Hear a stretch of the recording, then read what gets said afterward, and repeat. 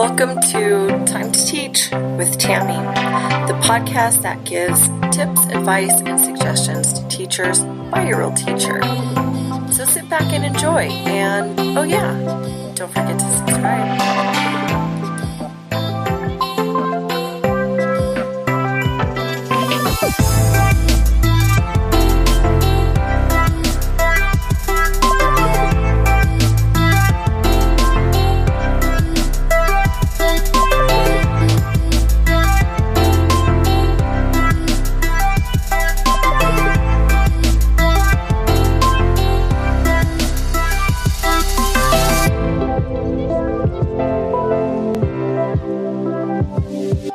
And we're back to, can you believe it, episode 30.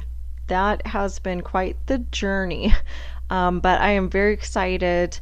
It's, a brand new group of 10. That's always exciting. But also we are now starting a brand new series, Series 6. So welcome to Series 6 in this series entitled Amazing Units by Design. We are going to explore exactly how we can design very meaningful and impactful units. So that is what we have in store from this series. So thank you so much for joining us. And before I jump in with the first segment, wins and fails for the week, I do want to give an announcement. Time to Teach will be going into winter break around mid-December, and we'll be returning mid-January. So I don't have the specific dates. I actually need to look at my school calendar, but I just have decided that that is going to be a really good time. I will still be working on the podcast. I will be recording, but because of the busyness of the holidays, it's just going to be easier to be able to batch shows and work on things without the pressure of getting everything edited and published by a deadline, just because it's going to be a very, very busy time and for all of us. And something that I think it might be beneficial for you listeners as well, because I really like consistency from podcasters. I really do.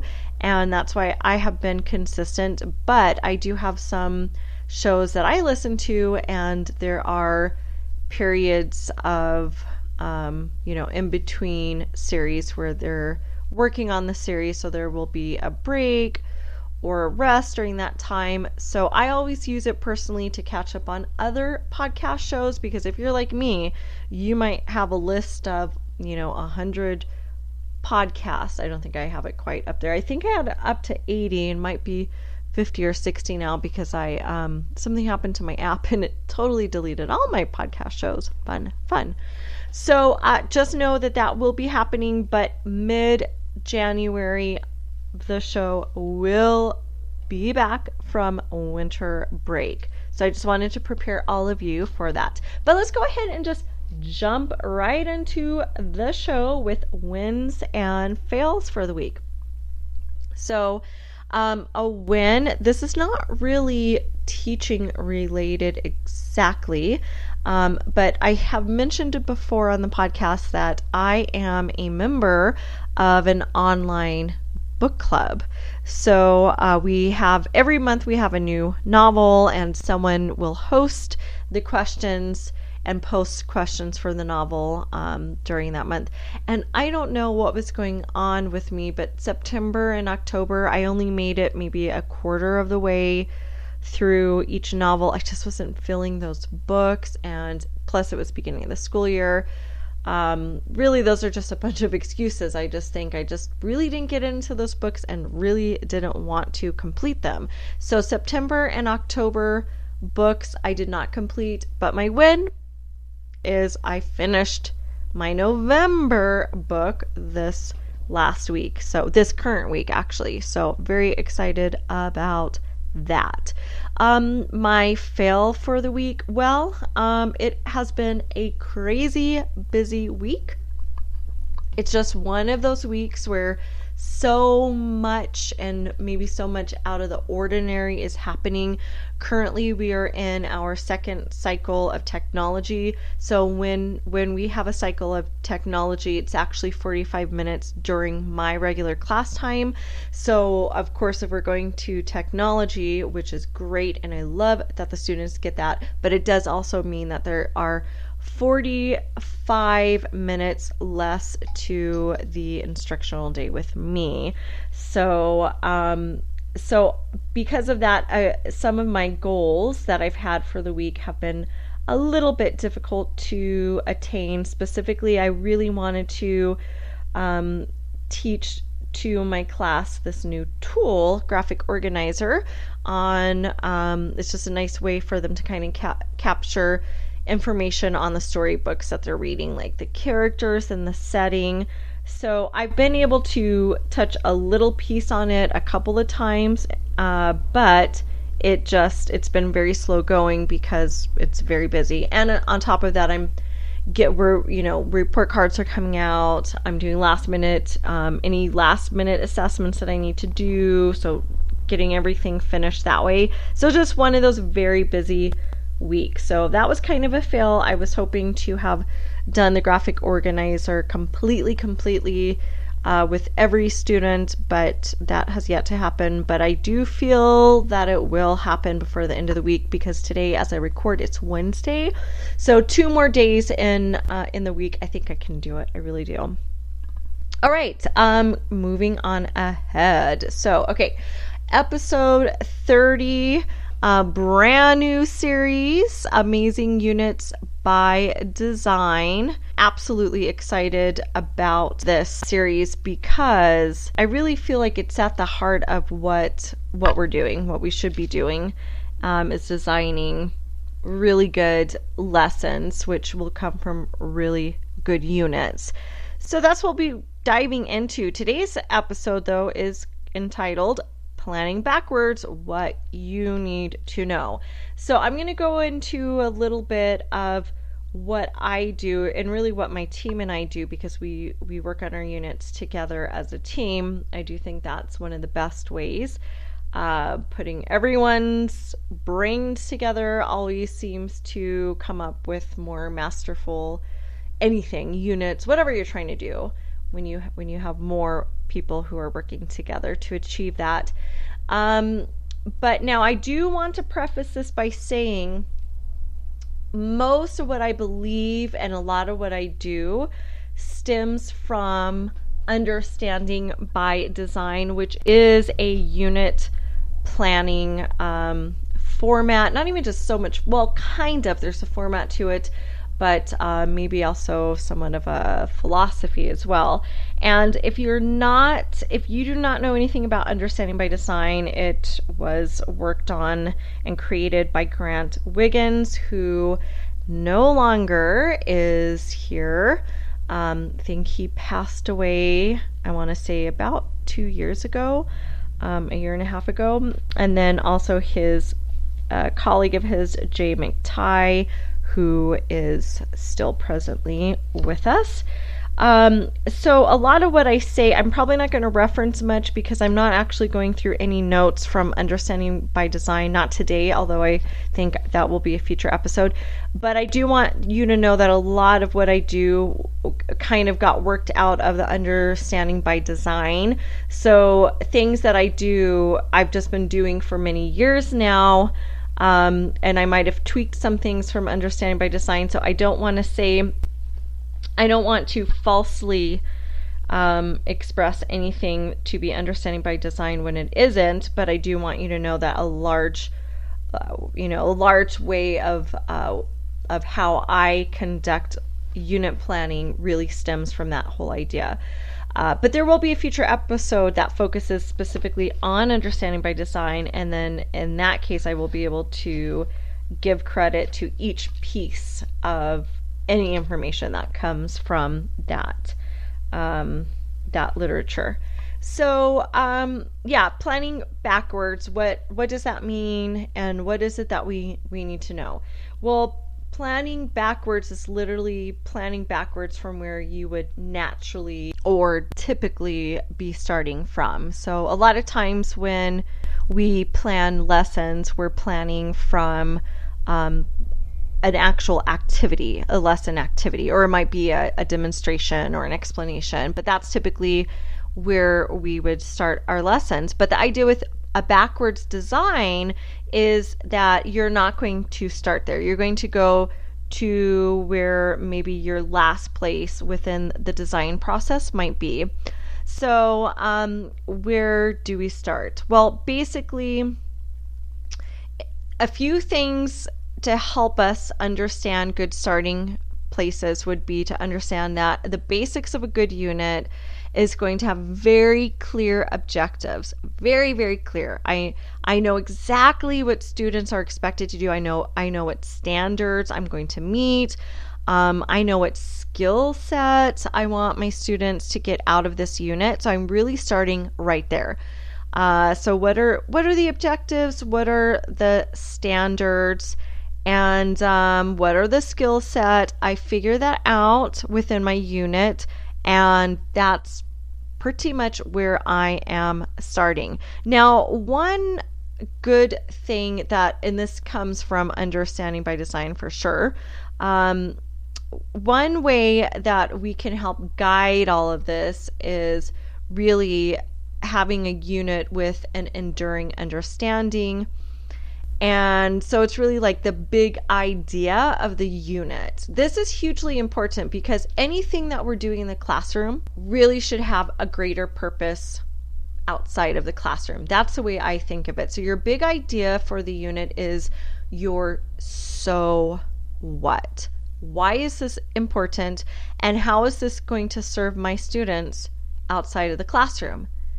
And if the purpose isn't big enough to serve them outside of the classroom, then I would suggest really, really looking at why that unit exists. And many times, and actually this is a great thing, I don't think we have to actually recreate everything. A lot of times you will have existing units that are probably good units that can be tweaked and modified and re-examined to find the so what. You can probably find the so what, but it's hugely important to understand specifically what that so what is, because oftentimes a unit could probably go in many different directions.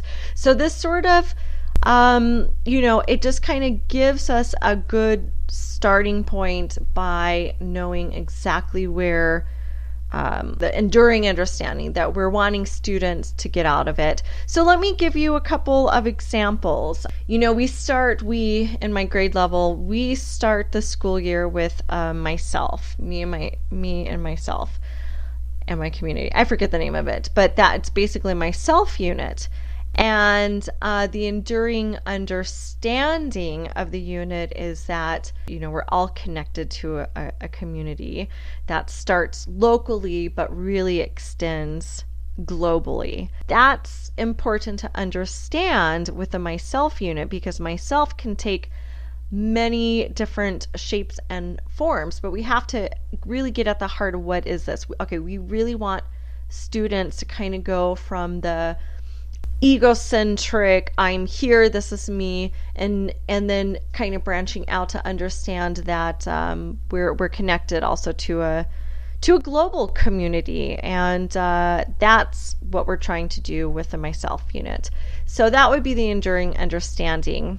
From there, we go into our senses unit, and that is where we are right now. We're actually finishing this our last week, because we're about to complete this bimester.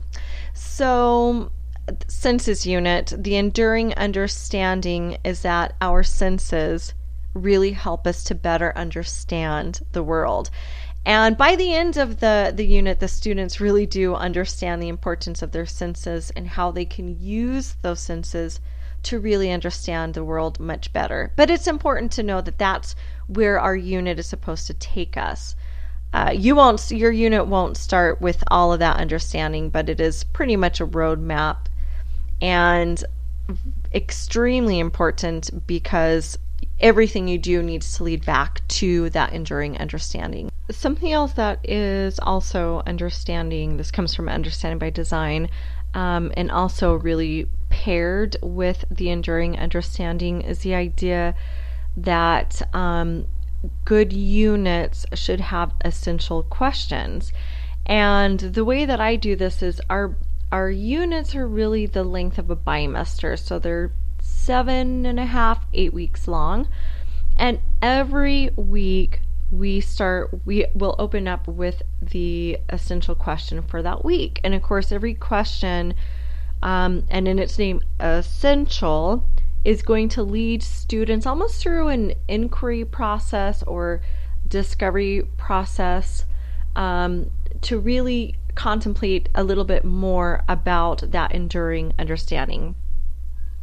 So let me give you some examples here. So going back to the senses unit that we are currently on, so the overarching enduring understanding is our senses really give us information about the world. It helps us to understand the world, and better make decisions. That's kind of summarized in a nutshell.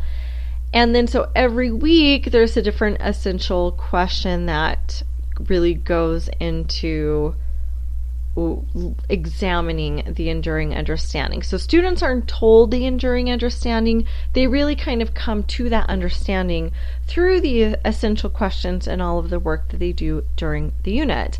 So the overarching essential question is really, how can I use my senses to explore the world? But we open up the unit with the essential question, how does my sight help me explore the world? So the students just really kind of start the unit thinking about what they already know about that.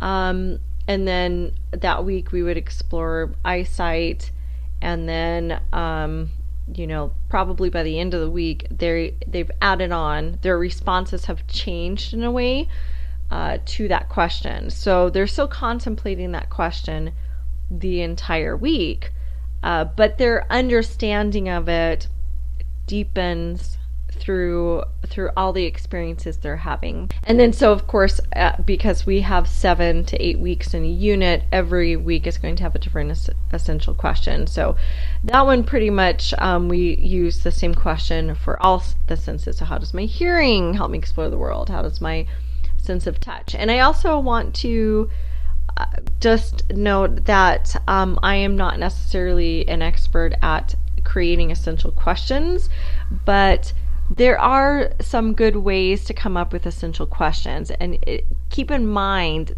essential really means essential. So they're typically not yes, no questions. In fact, I'm not sure I know of any essential question that would be a yes or no question. And there are questions that might answer how something happens, which a lot of these do. How do my senses keep me safe? How do I use my senses? So these are questions that are really meant to get students to explore the topic. Why questions? Why would this happen as opposed to that happen?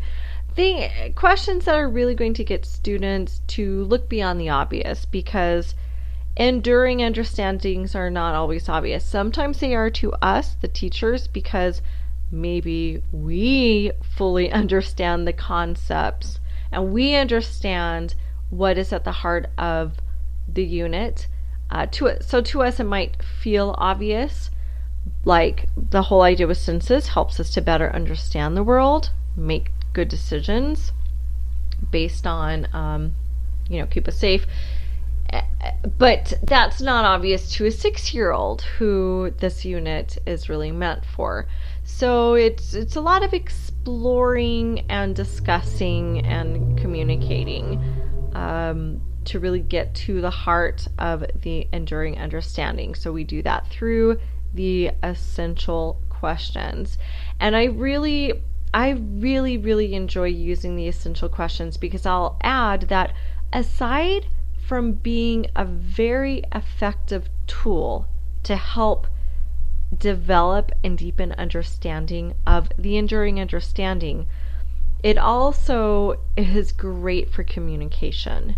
When I pose these questions, and I pose the essential question during our morning message time. Every morning message begins, good morning, class. Today we are exploring our sense of sight.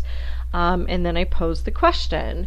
And then students are communicating with each other. They're, asking those questions. They are coming up with their responses, and of course, like I said, during the week they're going to their ideas and their initial thoughts will probably have changed by then. So it really is a great communication tool, and I just find that I think for any student, we want students to be really good communicators, effective communicators. And that's for any student. But when I think of my students in particular who are second language learners, that is very key to what we're doing in the classroom. My instruction is all in English, but I'm in Mexico if this is your first time listening. My instruction is in English. So, absorbing the language is one thing. But then actually producing, when it comes to the production of the language, we are really, really working on that. So it's a key part to what we're doing, but we're having to do it within the academic setting. So I find this a really fantastic tool that gets students to become better communicators while thinking about very important topics.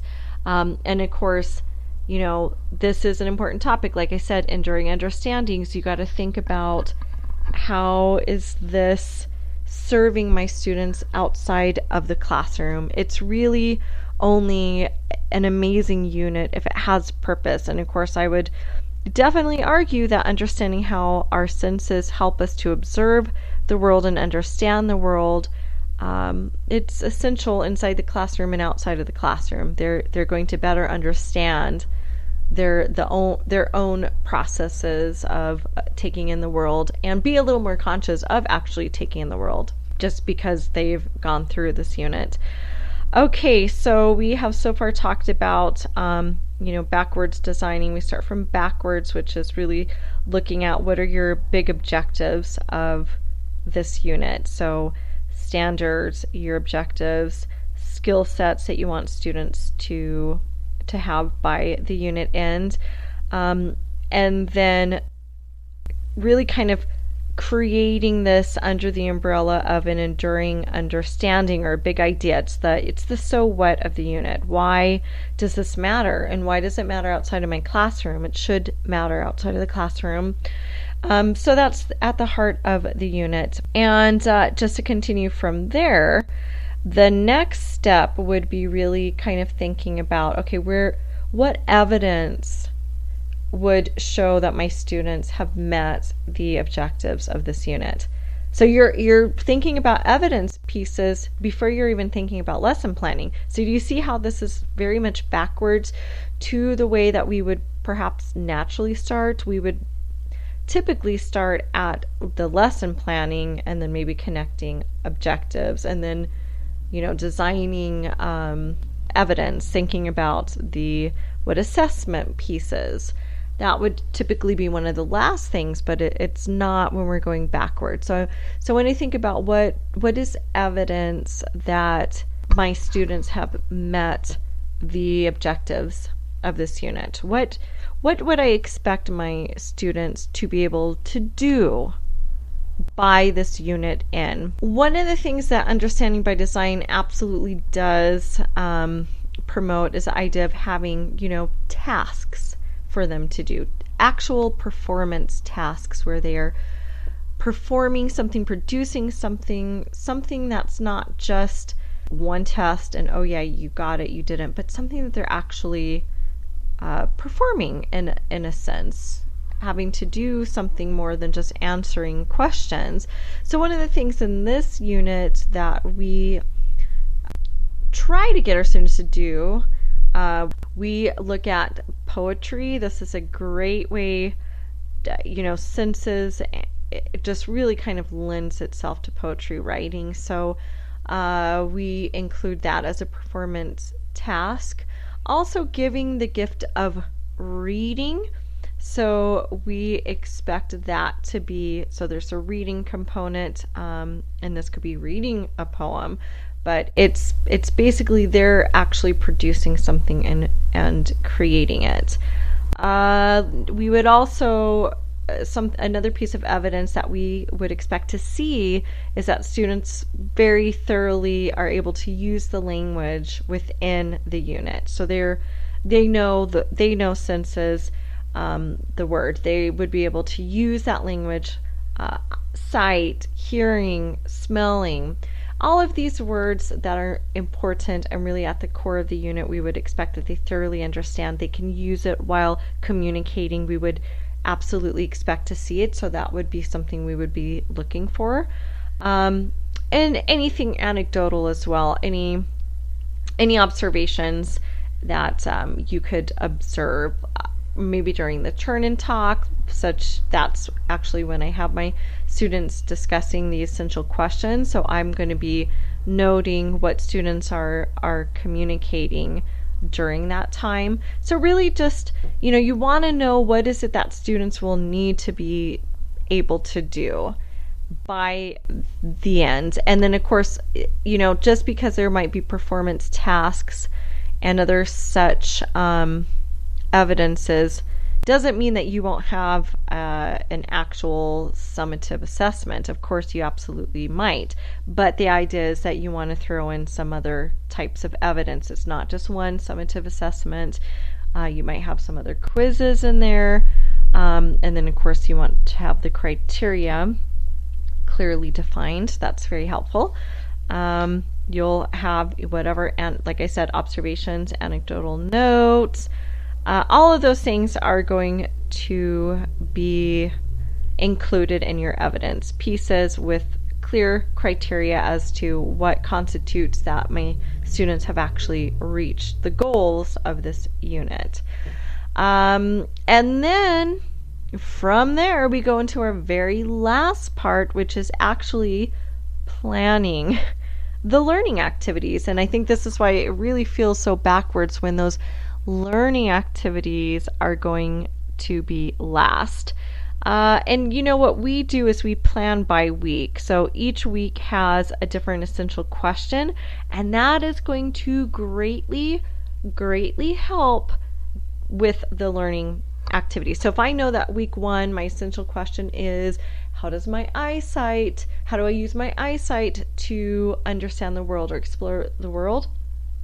I know that activities, discussions, everything we're doing, and that includes our read alouds, our shared reading, it could be writing in a small group, that is going to pertain to that essential question. And why is this important? Well, this is hugely important. My learning activities are designed at the end because that way I can measure it against what my end goals are. And if I have an activity that doesn't help reach the end goal, then it's not a good activity. And ways to check if it's a good activity is ask yourself, does it point back to the big idea, the enduring understanding? Does it speak to the essential question? Is it helping students move them along? And is it engaging, and does it move them along to where they should be going in the unit? Because many times we might have very engaging activities. Even it could be engaging and academic, or it could be engaging and not academic. But is it engaging? Is it academic? And does it lead students to those end goals?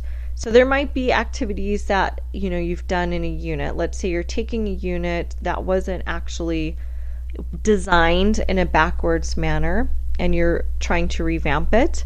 You would really, when you get to the learning stage, that last part, your activity stage, you would really want to question those activities and say, do these activities lead my students to where I'm saying they need to go? And if they don't, those would be ones that you would probably either omit or greatly modify. But that's the way that you're going to be able to measure how effective those lessons are.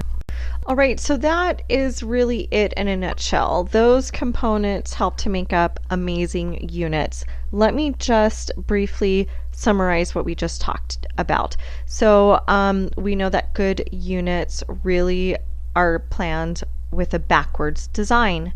You're going to start with objectives and standards and skill sets that students are working towards and should achieve by the end of the unit.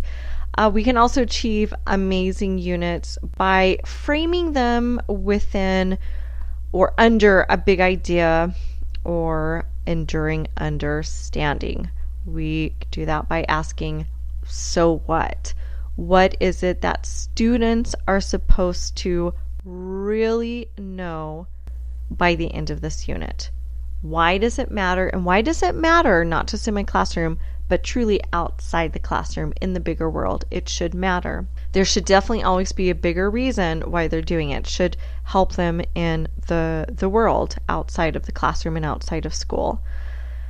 After we have done that, we do want to add essential questions, because those essential questions are going to really help you guide the lesson along. And I like to think about when I am finally doing my actual planning of the lesson activities, I like to pair them with essential questions. It just helps me to gauge.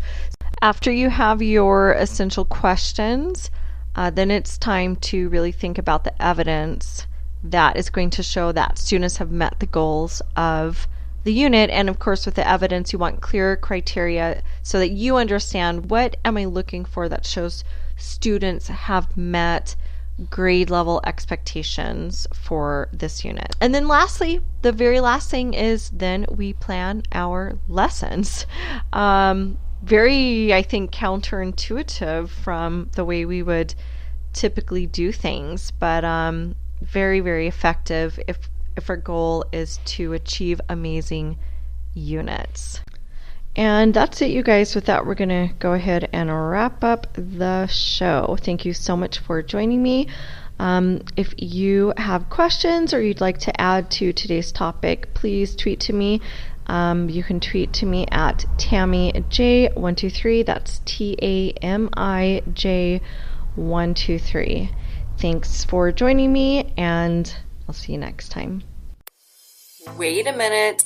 Wait 1 minute. Before you go, don't forget you can catch our show notes online at www.timetoteach.libsyn. That's libsyn.com.